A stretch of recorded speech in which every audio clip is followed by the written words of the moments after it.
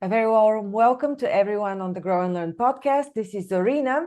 Today I'm welcoming Christian De La Huerta, who is a well-acknowledged author, best-selling author, award-winning author, TEDx speaker, conference speaker. He's the author. His newest book is called, give me a second, let me find the title, Awakening the Soul of Power. He's also into breath work. I'm very curious about that. Hi, welcome, Christian. Hi, Zorina. Thanks so much for having me on the show and for the beautiful intro. A very warm welcome to you too. So where did it all start, Christian? Were you into breath work first? Were you into, how did you come to the topic of power, soul power? It's a really good question because I think I'm an unlikely person to be speaking about personal empowerment and heroism because I was painfully shy. Like I know self-doubt intimately, I know self-hatred. And yet using the teachings that I share in my book and in my retreats and my coaching programs, flash forward to today, and no matter what happens in my life, no matter the details or the circumstances, whether a relationship works out or it doesn't, whether a project succeeds or it fails, in quotes, never, ever, ever, ever do I question my sense of self. So I know that if that can be so established and unshakable in me, it can happen to anybody else too. And I think I've always had, to answer your question directly, I've always had a sense of mission, which kind of got translated in different ways at different points in my time. I grew up in a very Catholic family, so growing up, I thought I wanted to be a priest. My dad was a psychiatrist, so I kind of studied psychology. I didn't want to go through the medical school part of it.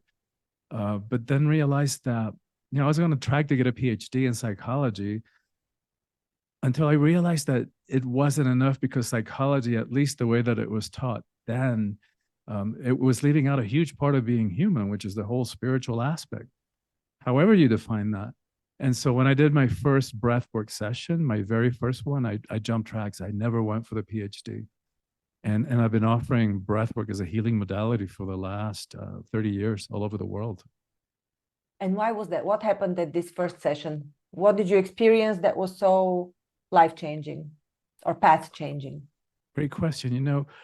Breathwork is really amazing, and it's hard to explain because it's hard to believe that just from breathing, so much healing can happen. And I've yet to come across anything that heals past trauma as quickly and as effectively, and anything that heals at so many levels, like not only emotionally and psychologically, but also spiritually and even physically, which is the hardest one for my skeptical mind to believe. But I can't argue with results. It works, and it's happened too many times for me to question it. And in terms of my own experience, it was like, popping out like the filters, the gauze, in front of my eyes fell through, and I could see myself in a different way. Because in addition to the healing that happens, people often have profound experiences of, what are called unitary experiences, where you feel connected with all of life, with all of creation. And that's what I had. And it was profound and forever life-changing. When you say breath work, do you mean deep holotropic breathing, or is this another modality of breathing? Is this holotropic is a different modality. They're different. I mean, breath work, as you know, is a very large umbrella term. There's a lot of breathing practices, a lot of breathing techniques. Anybody who's ever gone to a yoga class, they've done some type of pranayama practice. The one that I did, you breathe for about an hour and a half. In holotropic, you can breathe much longer, like 3-4 hours. But the concept is similar in that it's a continuous connected breath, and amazing stuff happens. Just really, truly hard to explain and to believe that just from breathing, all that can happen. Wow. Okay, and so fast forward, it took you, I suppose, some time to come on this path, or how did your life develop? How did you come to write this book? Well, I was, as soon as I did the breathwork for the first time, within a year, I quit my job, my last corporate job that I had. I sold, my condo in South Beach in Miami, where I was living at the time. I sold my car, gave away most of my belongings, and went off on a spiritual journey. And, I'm still living from that. That was the last job I ever had.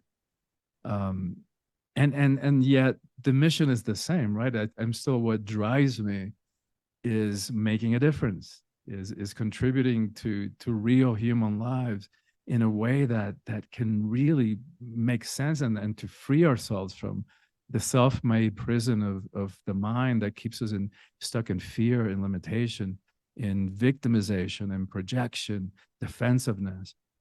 So with the teachings that I share in my retreats and in my books, combined with the breath work, it's a really, really powerful combination. Mm-hmm. When you said you went on a spiritual journey, what was the aspect of it that you found spiritual? Well, I actually joined an ashram, a spiritual community. I was part of that spiritual community for about 5 years, which is where I learned a lot of, what I'm teaching now, a lot of, like even not only concepts derived from Eastern teachings, combined with my understanding of psychology more from the Western perspective. And then that's where I learned meditation. That's where I learned breath work. And I got a lot of practical skills too, like how to create an event, how to produce an event, how to do enrollment for a weekend retreat. So it was a really valuable experience. And it also got to the point, Zarina, that the traditional guru-disciple relationship, which is kind of hierarchical, began to interfere with my own growth, with my own transformation. So at some point, it was time for me to move on and do my own work. Mm-hmm. Mm-hmm. You mean out of the ashram? Because this relationship, okay, I understand. Okay, yeah. Great. And now it's all about empowering of the soul. Yeah, it's about teaching awakening people the soul of power. So yes. So power has soul. It's, you can call it spiritual power. It's a game of words. What does it mean? Spiritual. Yeah, well, okay. let me zoom out and start by saying that most of us have a conflicted or at least ambivalent relationship to power. Part of us wants it and part of us is afraid of it. And I think what we fear, because the more that I dive into this and do retreats and talk to people around this issue, I think what we fear is that if we really stepped into our power, that other people wouldn't be able to handle it and that we might end up rejected and alone and, no fun. Who wants that? I think we also fear that we might abuse it. And no wonder. How many abuses of power have each of us witnessed in the course of our lives? And all we have to do is turn on the news or read through the headlines on any given day to witness at least one abuse of power. And then we've also been conditioned to believe that power is a bad thing, with quotes like power corrupts and absolute power corrupts absolutely. And who wants to be corrupted? But what they didn't tell us about that quote is that Lord Acton, who spoke those words, was speaking specifically about political power, not personal power, which is what we're talking about. So, and when you add to that mix, the fact that we've been conditioned to talk about the emotions, to look at the emotions and consider them as weakness. We hate conflict. We avoid confrontation. When you put all that together, what happens is that we end up giving away our power, our innate power that nobody can give us, nobody can take away from us. We are the only ones who can give it away. And what I find really tragic is the reasons for which we give it away. How many times have each of us said yes when inside we really feel no? Inside it's really not okay with us, but we settle for that, an illusion of peace or a false sense of security, pseudo acceptance, pseudo love. And it's not a good strategy, because if we're not showing up authentically, that's all that we're going to get mirrored back to us. So there's no way that we're going to have real relationships that have a chance of working. So what this book is about is like, how do we step into power in a different way? in a way that is not hierarchical, that it's not about force, domination, manipulation, that doesn't require that we push anybody down, step on them in order for us to feel powerful. And so, yeah, that's the theme of the book.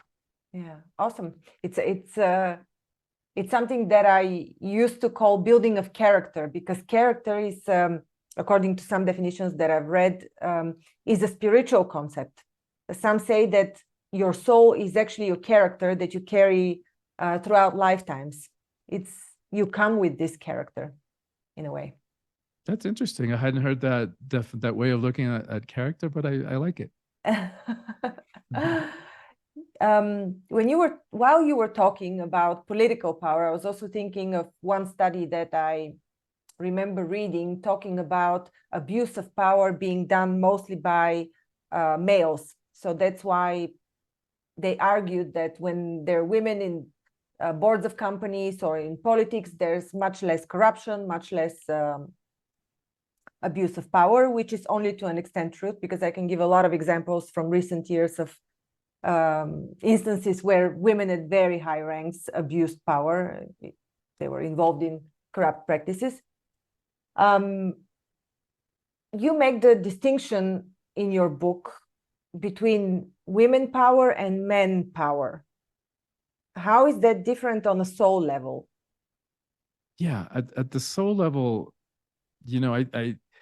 it doesn't matter. At the soul level, we're beyond the physical and beyond that distinction. And all humanity, all of creation has masculine and energy and feminine energies flowing through us. It's only in the mind of humanities, as far as we know, where we have created a dichotomy and we have turned the feminine into something less than, into something that's weakness, and which is a really faulty assumption, because if you want to talk about power, courage, resilience, let's talk about the power of creation that resides in a female body. And so what I'm talking about is more energetically. Yeah, it's more about the masculine or feminine expression of powers. And so the power that we've been talking about is a more patriarchal, more hierarchical. It's sort of, the cowboy mentality, my way or the highway. Whereas the feminine approach to power is more inclusive. And that's what I call spiritual power or soulful power. And the book is for everybody, as we all struggle with power. And as you point to correctly, women also abuse power. Shows up in different ways for the most part. But yeah, but I target the book, I focus the book specifically for women, because I believe that the empowerment of women is the single most important thing that needs to happen in the world. Mm-hmm. Not to put women up on a pedestal, not to idealize women, not to give women more crap that they have to do to clean up this mess that we have all made in this planet of ours. But it's because as a species, as a world, we've been running very off balance between the masculine and the feminine. And so I believe, to me, it's like a strategic approach. What is one thing, I ask myself, that I could focus on that will then impact and affect all the other issues that we're facing? And I think it's the empowerment of women, because when women are in 50% of power, and we're nowhere near close to that, we're going to have a very different relationship to war and poverty and hunger and education and social justice and how we treat the environment, to all of it. Mm-hmm. I agree 100%. And I think the reason why women have been so, I would even say suppressed, in a majority of cases suppressed, but at least malleable in terms of what they should be thinking and how they should express themselves. It's to a large extent because the nature of women is such that they need protection. They need to operate within a certain boundary that protects them, doesn't stop them, but protects them. And so that's why not having such a protective boundary, in a way, doesn't allow them to say no. At least this is how I see it. And that's what you said is one of the most important traits to develop, to be able to say no. How does one get the courage to say no? Yeah. And I think, I mean, and we're also speaking a lot in generalizations. That's And true. because I know women who are fierce warriors, like fierce warriors that nobody's going to mess with. And so I don't know that it's an inherent thing about women needing protection. I think, at least in the last several thousand years of the patriarchy, that's kind of the role that we have divided That's into. true. Mm-hmm. That we have, defined gender roles as, but they're very limited and limiting ways of looking at gender.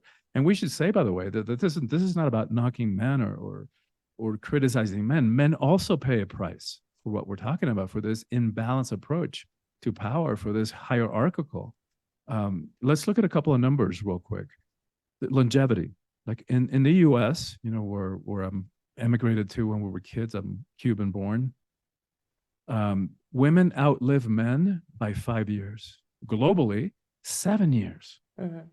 And for suicide, I only have numbers for the U.S. In the U.S., men commit suicide 4 times as frequently as women. In fact, 70% of the suicides are committed by middle-aged white men. I have And I think we actually can checked this argue, number in Austria, where I live as well, and it's more or less the same number. I was shocked that the majority of suicides are committed by elderly men who live in isolated villages, so by themselves. It seems isn't that interesting? Yeah. It's fascinating because you would think, I think it's pretty clear, and in that you can't argue with the fact that the majority of the power in the world is still held by middle-aged white men. And so you would think, well, the group that holds the majority of the power should have more privilege, should have, longer and better quality of life. But no, something is not working. Something is off, both in terms of longevity and suicide. And I think it's because this limited way of looking at what it means to be a man, that we've gotten this definition and this idea that a man has to walk around like this uncaring, unfeeling robot. Mm-hmm. And there's a price to pay for that, right? Because, and this connects back to the original conversation about breath work. What used to be spiritual teaching, that everything is energy, now we know from quantum physics, it's all energy. This table that's holding up my computer, the chair that I'm sitting on, the body, the emotions, it's all energy. Even when it seems solid, it's vibration. Energy, we know from physics, cannot be destroyed. So all those countless times that we have swallowed and stuffed our emotions because we were afraid, we didn't want to rock the boat, we feared rejection, we hate conflict, all those reasons, those emotions don't just disappear. They get lodged in the body, in the tissues of the body. And after years and decades and a lifetime of suppressing emotions, we walk around with layers and layers and more layers of repressed emotional crap and unresolved past trauma. Yikes. Then we're here, we are trying to have a relationship, and all of it is getting filtered through that lifetime of suppressed emotions that we start dumping on each other and projecting on each other. Yikes. And so that energy has to come out one way or another. And the way it works is like, we suppress, and then the next poor, unfortunate soul says something to us the wrong way, and boom, volcanic eruption. Or suppress, and those energies have to move, they have to come out, and they start seeping out as physical symptoms. Cancer, heart attacks, ulcers. So we got to get this, right? We gotta figure out our relationship to our emotions and our relationship to power, and find ways of expressing it that are a match for who we are. Mm-hmm. So when it comes to men, is there a difference in how they come in control of their soul power, or is it basically the same principle? I think the principle is the same. The conditioning is different. So there are different challenges. And the process is beginning, to me, the beginning point is like beginning to figure out what we believe about power. Because the saddest thing in all this is that we're driven, like we don't even know why we do the things we do. So our behavior is being controlled by stuff that happened when we were kids that we haven't even processed or resolved. And something happened, and we took on a belief about ourselves that there was something wrong with us. We're not good enough. We don't deserve to be loved. Like, maybe the parents got divorced, and those little minds that didn't know any better personalized it and made it about them. It's like, well, doesn't daddy love me? How come mom left me? And what's wrong with me? And none of it is true. These are just misunderstandings of young minds that didn't know any better. So the process, like Carl Jung, the psychologist, said that the process of enlightenment is allowing the subconscious to become conscious, because then we can make choices about what we do and what we believe and how we relate to others from a place of clear choice, not because of something that happened to us that sometimes we didn't even remember, and the choices that we made consequently. So the process begins by going within and figuring out our relationship to power, and why we do the things we do, what triggers us, when do we react? Well, because the things that trigger you are going to be different than the things that trigger me. And when, what kind of relationships do we tend to give our power away? So, is it mostly with authority figures? Is it in romantic, intimate relationships? So by becoming more self-aware of why we do the things we do, then we can make clear choices rather than just go through our life reacting to subconscious stuff that we're not even aware of. Mm-hmm.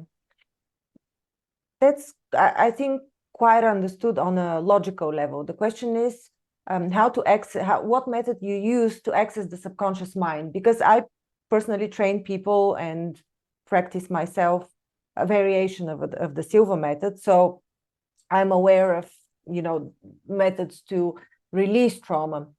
And according to what I'm practicing, you still need to access the subconscious mind. Do you do this through breath work, or how do you, what does your book say, or how does it help people to do it themselves? Do they need to learn breath work or some methods to clear these traumatic experiences first? I think it's a two-pronged approach. One is cognitive. And by the way, the Silva method is the first thing that I learned when I was like 17, 18. Yeah, it's one of the first methods that ever came around to access your mind. Yeah, a subconscious mind. So yeah, it is about training the mind, and becoming more conscious of how the mind works. So in this book and in my retreats, I always start, like I do a lot of retreats on a lot of different themes: empowerment, women's empowerment, life purpose, conscious relationships, how to do relationships in a way that they can really work. But common to all of them are two things. One is the breath work, because I have yet to come across anything that heals as quickly and as profoundly and in so many different ways. Yeah. The other is it's a cognitive understanding of how the mind works. And we don't have time to really dive into what the ego mind is here. There's a lot of misunderstanding in the world about what the ego is. Those of us who know the word, we might think arrogance, inflated sense of self, and it is that for sure, but it's so much more than that. And then maybe if we took Psych 101 in college, we might think, oh, Freud's model of personality, the id, the ego, the superego. And that's not what I'm talking about. The way that I teach the ego is more derived from Eastern teachings. And it's more about that sense of individual separate personality. This is Christian over here, that's Zarina over there. Ultimately, you could say it's an illusion of separation, and both a helpful illusion and the source of all our suffering. And so here's a great visual for us to really get what the ego is. If you put a football in the center of a stadium, that's what the ego is. Who we are is actually the stadium. And we've allowed this tiny, tiny, tiny part of us to think that it is all of us, and to make choices, like really important, critical, consequential choices about our life and what we do and in our relationships from its very small, limited, and always fear-based perspective. So part of my work too is about helping us to shift that identity from the baseball or the football into the stadium, and to re-identify as the stadium. And then the breath work comes in to really help clear the past trauma. That's where the real clearing happens, is through the breath modalities. But it's great, the understanding is needed too. Yeah, absolutely. Yeah, you need to understand it first logically and that experience. Can you share a bit, a few cases or clients that you've had, or people that have joined your retreats? What are some of the changes that you've observed in their lives, in their personalities? Oh my God, so many dramatic, like, miraculous, for lack of another word, changes. Like, here's one that I was just texting with earlier today, so she pops into mind. Really successful woman, probably in her 50s when she came to me. Vice president, like, but serious vice president, not like vice president of a bank that there's one in every branch. This is like a global vice president of a multinational corporation. Super successful in that level, and yet in another aspect of her life, sorely, she was sad. She had never had a real relationship, and so she ended up coming to a couple of my retreats, and I'm doing multiple breathwork sessions. She began to have the sense that she had been molested, sexually molested as a kid. And then the deeper that we dove, the more that she started making connections. She had actually moved back into that town of her, where when she was a kid, and realized that she was living like 3 blocks down from where her pediatrician, who was the perpetrator, lived. So like subconsciously, she had gone back to resolve this for herself. And long story short, we went through multiple sessions of her becoming more and more aware about what happened. And in the very last session of one of the weekend retreats, she had this awareness that she had been, keeping herself in this dark room because she had been getting something out of it, right? She had, to that young little mind that didn't know any better, that she felt special from the attention that the pediatrician had given her.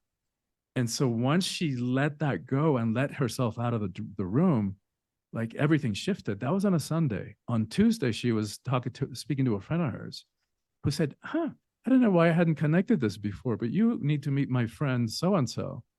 They had lunch, like 2 weeks later. Long story short, I married them. And they've been in this amazing relationship. Wonderful. And it goes to show, like, there's one of the premises of my relationship work is paraphrasing the Course of Miracles that says that it's not our job to look for love, but to look within ourselves for the obstacles to love. How are we keeping love at bay? How are we attracting people who are not a match and subconsciously sabotaging our relationships before we even get going? Or falling for people who are not available. So that's part of what we're talking about, becoming aware of why we do the things we do. And once we do that, once we clear those obstacles, then, life works better. Relationships have a chance of working. Yeah, I concur to everything you said, and I fully understand. Yeah. At your retreats, how many breathwork sessions do you normally have? And do people need to continue with this process afterwards? My retreats depend. Sometimes they're weekend retreats, like Thursday to Sunday. So we do 4 sessions in those. Sometimes I'll do like, I take people to beautiful places, always with a spiritual, sort of like a vacation with intention. So if a retreat and a vacation get married and had a child, it's sort of a hybrid of those. So, taking people to Ecuador and Peru and southern France and Hawaii, Egypt, New Mexico. And so those are longer. So sometimes we can do, 4, 5, 6 breathwork sessions. And they do have a cumulative effect when you do them back to back. And in terms of your other question, I've had people that came to just an introductory evening. They had 1 breathwork session and it changed their lives. And then to me, it's like peeling layers of an onion. So the more the more you do it, the deeper you go. And then when there is an end to all the crap that we have suppressed. So that's where the cognitive part comes in too, is learning how to express these emotions courageously, because it's always going to take courage, to express how we're feeling. And that also entails becoming aware of what we're feeling. Because if you would have asked me 30 years ago what I was feeling, I had no idea. I couldn't tell you. And so expressing it not only courageously, but responsibly, owning that there are emotions and that nobody can make us feel anything if we don't have that original wound in there that gets triggered by somebody's behavior. And again, this is not about rationalizing or explaining away anybody's behavior. It's not about that. But it's not about them. It's about our freedom. And then how to communicate those emotions gracefully in a way that they can be heard and received. So it's again going back to that combination between the somatic, deep level healing work that breath work is an expression of, and then the cognitive understanding of why we do the things we do. Yeah. When people do breath work, they release the trauma. Is there, according to the theory and your practice of breath work, is there a gap that needs to be filled with an alternative emotion to replace this concept, or do you leave it and let it fall into place? I think that's a great question. I think especially in my retreats and even like a day-long workshop, what we're filling that stuff with is and this is again where part of the cognitive understanding comes in. Like once we heal at the source, like let's say somebody who's got really poor self-esteem issues, or they lack self-confidence, which I totally relate to. So it's not, even if you have a breathwork session and you go back to the core experience that caused that, it's great, and you've actually cleared it. But we also have to consider then that it's been years and decades of conditioning and developing a lot of habitual behavior. So a lot of patterns that are not just going to go away overnight, even though the original source event got cleared. So again, that's the combination of both. It's like learning different ways of expressing. And a lot of it comes from understanding the ego and how the ego behaves, and then finding ways of expressing, like, for example, our desires, what we like, what we don't like, setting up, putting into place healthy boundaries in a way that's not reactive, in a way that's not accusatory, coming from a place that we own responsibility for everything in our lives. And that may be the most difficult thing that I've discovered in this process of working with people and supporting them in their transformational process, is letting go of the victim mentality. Yeah. And because as long as we're holding somebody, whether it's mom or dad or the teacher or the minister, or society or something, the racism, homophobia, sexism, misogyny. And it's not to deny that those things don't exist. They do. And it's not to rationalize away what people did or failed to do. It's not about that. It's because the only choice is like life. The only thing we know for sure is that life is going to continue throwing curveballs our way. That we can count on. That we don't have a choice about. But what we always have a choice about is how we show up in response to that stuff, in response to the curveballs. And even reframing it in that way pops us out of that victim consciousness. But it's tough. It's tough because it's a lot easier to blame our state of being because of something that happened or something that didn't happen, or because the system isn't set up fairly. And that's why I know it's very difficult. And in fact, I think it's nothing short of heroic. And that's why this book is part of a series of 3 books. And the series is called Calling All Heroes. Some people that I've interviewed previously, everybody has a different way to call a process. They see it a bit differently, how to heal trauma, and some states. And also what I practice with the Silva method, trauma clearing, is also that you need to replace a certain complex of image and emotion with an alternative so that you don't leave it empty.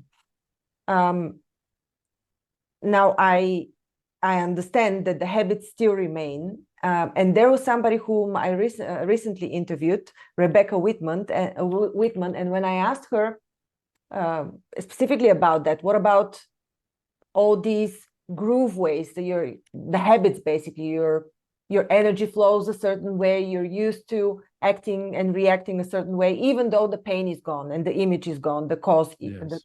And she says, well, sometimes there's this quantum leap.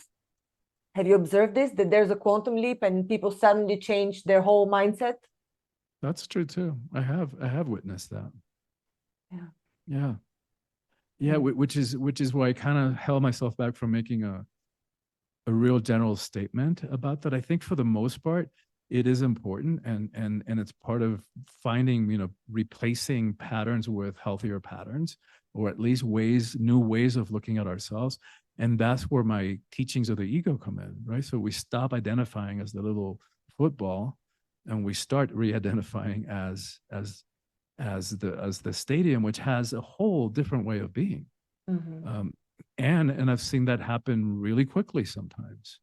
Yeah. And sometimes one of those experiences in breathwork can totally shift the way that we see ourselves. Mm-hmm.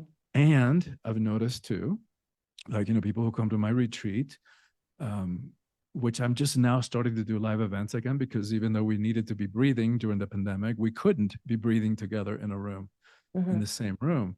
But what I've noticed over the years is that people would then come to a weekend and have this incredible expansion, shift the way they saw themselves and the way they saw life.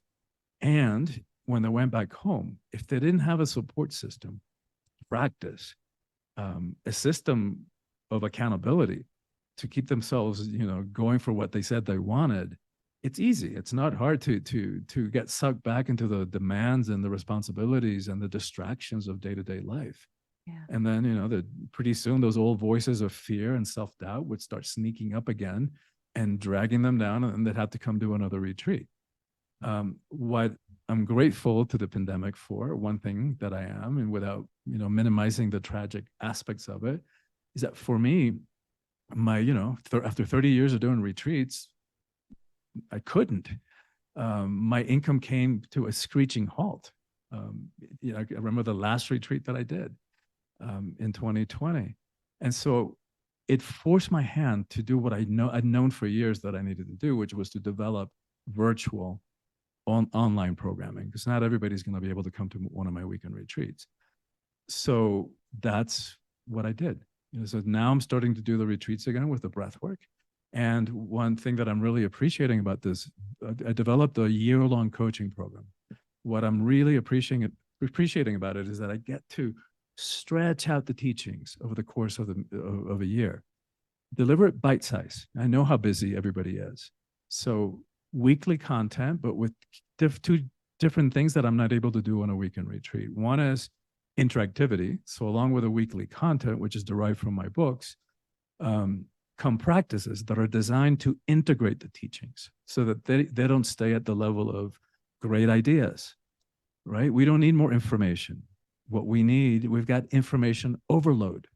What we need is transformation. And that only comes from really taking on and living from a set of teachings. And that's what those power practices are designed to do.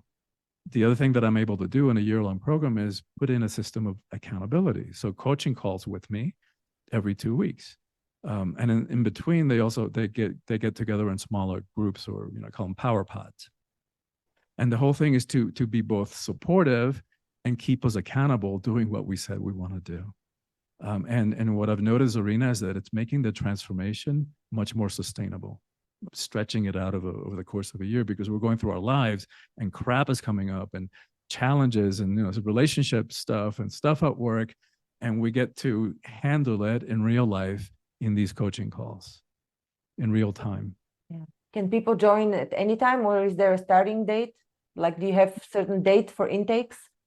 Yes. Yeah. We're doing intakes now. The next one starts in January, and it's a journey, right? We take them on the same journey. So, and it's live, where the calls with me are live. So you can't just, it has an actual beginning and an actual end. Yeah. Mm-hmm. So yeah, but we're taking coaching calls. I mean, we're taking interview calls now for people who might be interested. And where can people get in contact with you? What is your website? My website is soulfulpower.com. SOULFUL power, POWER.com. Mm-hmm. And I'm not sure when this is going to be aired, but we do like every 2 months, we do 3 master classes to give people a sense of the work in it. And even if they just come to the master class, they'll get enough value that will shift some significant aspect in the way that they see themselves. Mm. Fantastic. Christian, thank you so much. When is your next retreat? And where? The next live retreat is in Northern California, so north of San Francisco. And it's the November 30th through December 3rd. Mm-hmm. So 3 days. 3 days. Yeah, Thursday night, and we part ways on Sunday afternoon. Mm-hmm. And there's information about this retreat also on your website. Yes. Mm-hmm. All right.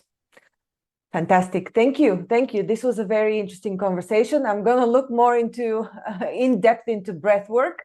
I'm curious now. Good. I can't recommend it highly enough. And one thing that I'll add is that it can be ecstatic. Like not only the main reason to do it is the healing effects, but it can be ecstatic. And some of the experiences can be like profound inner peace. And so thank you. And thank you so much for having me on the show. And thanks for having the show. Because I know in your willingness to do that, many lives are being touched and impacted. So thank you. Thank you. Thank you also for the kind words. I hope so. Yes. Great. Thank you. Thank you, Christian. And good luck with all the programs and the good that you're spreading in the world. Thank you so much. Thank you for listening to Grow and Learn. We hope that you found our podcast informative, engaging, and inspiring. Our mission is to help you keep growing and learning, and we hope that our conversations and insights have provided you with practical advice and useful perspectives. If you're looking for personalized support and guidance to help you achieve your personal or professional growth objectives, I offer a range of services to help. As a trusted management partner and mentor, I work with businesses in the process of transformation, looking for new streams of business, as well as M&A. With an extensive professional network of experts and mentors, I can bring on board the right person or team based on the specific needs of the company I'm working with.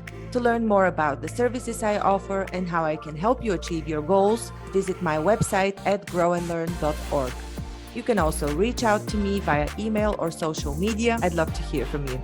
And if you enjoyed this episode of Grow and Learn, please subscribe to our podcast and leave us a review. Your feedback is important to us, and it helps us to continue to create content that is relevant and valuable to our listeners. Thanks again for listening, and we look forward to sharing more insights and perspectives with you in the future.